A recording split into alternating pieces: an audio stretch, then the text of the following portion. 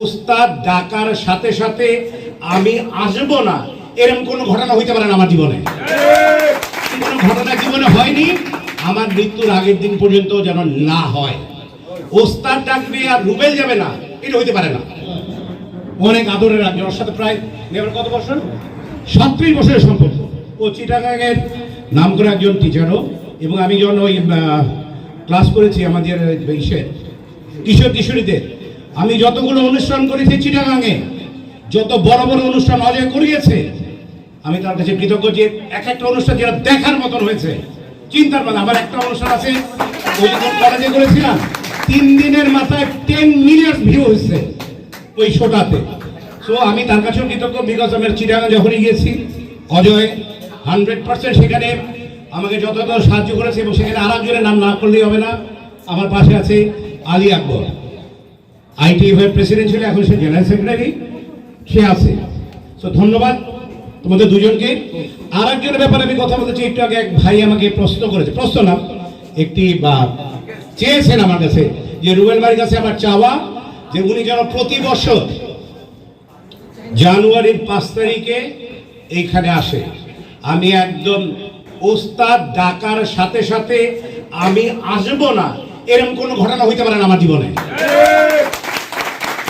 এরকম কোনো ঘটনা জীবনে হয়নি, আমার মৃত্যুর আগের দিন পর্যন্ত যেন না হয়। ওস্তাদ ডাকবে আর রুবেল যাবে না, এটা হইতে পারে না।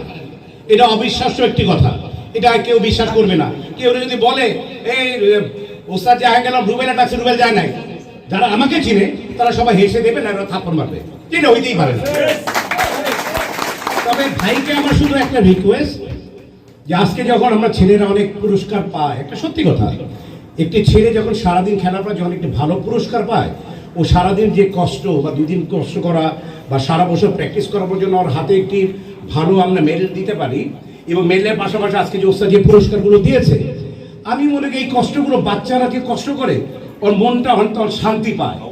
নর্মালি আমি কাউকে ছোট করতে চাই না, আমি ছোট করতে চাই না, কিন্তু কিছু কিছু সময় সত্যি কথা বলার সময়, why you speaking the truth, তুমি যখন সত্যি বলবা তখন অনেক কথা তোমাকে বলে দিতে হবে। আমরা যখন একটি ন্যাশনাল খেলি, আমরা যখন ন্যাশনাল করেছি এবং লতিফরাও যখন ন্যাশনাল চ্যাম্পিয়ন হয়েছে, মেডেল দিয়েছে কয় টাকা দামের, 50 টাকা দামের একটা মেডেল দেওয়া হয়। অত্যন্ত দুঃখজনক, অত্যন্ত দুঃখজনক যে অনলি 50 টাকা দামের একটা মেডেল দেওয়া হয়। অত সেখান থেকে এখানে 3টা সেলাই করেছে, এখানে 2টা সেলাই, এখানে রক্ত, এখানে রক্ত। বাট সেই তুলনায় আমি বলবো, আমরা যে তৃতীয়বারে যে ফাইটার কারাতে অ্যাসোসিয়েশনে যে আমরা আজকে জাতীয় কারাতে প্রতিযোগিতা করেছি, যে প্রাইজগুলো দেওয়া হয়েছে, এটা অনেকের শিক্ষার বিষয়।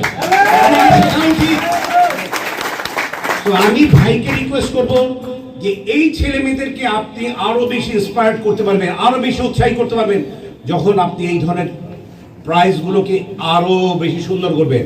আপনি যদি কথা দেন, আমি ওস্তাদের সামনে বলছি যে এর পরবর্তী খেলার সময় আপনি স্পন্সর করবেন, দরকার হলে আমি আপনার কথা দিয়ে যেতে পারি, 6 মাস পরে এই কক্সবাজারের ওস্তাদের এখানে আসা আর একটা আমরা ন্যাশনাল করবো। তারা যিনি এখানে স্পন্সর করেছিলেন রুহুল আমিন সাহেব, রুহুল আমিন ভাই কোথায় আছেন উনি, না চলে গেছেন? তো এই জন্য ওনাকে, আমার বাবা অসুস্থ, তার জন্য চলে গেছেন, তাকে অবশ্যই আমরা ধন্যবাদ দেই আমাদের ফাইটার কারাতে অ্যাসোসিয়েশনের পক্ষ থেকে, এবং এখানে সকল ছাত্র ছাত্রী সিনিয়র যারা আছে তাদের সকলের পক্ষ থেকে তাকে বিশেষ করে আমি বলবো যে উনি যেভাবে আমাদেরকে উৎসাহিত করেছেন, যেসব কিছু দিয়েছেন, আমি তাকে অনেক অনেক ধন্যবাদ দিই।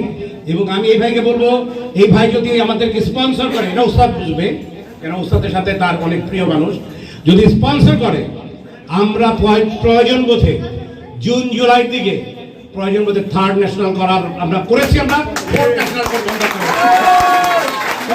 আমাকে বলেছে কথা দিতে, আমি কথা দিয়ে গেলাম, ইনশাআল্লাহ আমি আসবো, কিন্তু স্পন্সর করতে হবে ভাই। কি বলো তোমরা সেটা?